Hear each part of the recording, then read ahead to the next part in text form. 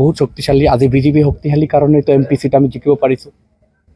আজি আমি যে কোকৰাঝাৰ জিলাৰ পৰা আমি যে কোকৰাঝাৰ লোকসভাৰ আমি প্ৰাৰ্থী জয়যুক্ত কৰিব পাৰিছোঁ, এইটোতো বিজেপিৰ কাৰণেই পাৰিছোঁ।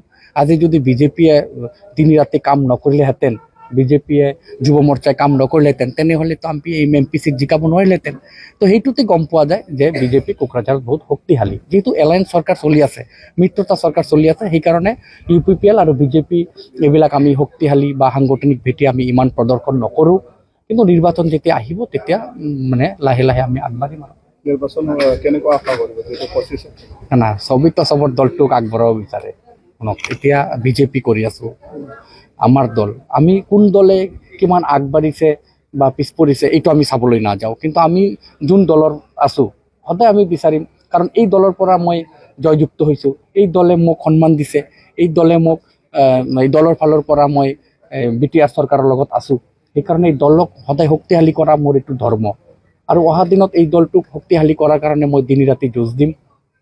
আৰু অহা নিৰ্বাচনৰ সময়ত মই ভাবোঁ বিজেপি বহুত এটা শক্তিশালী ৰূপ লৈ BTC নিৰ্বাচনত নামিব।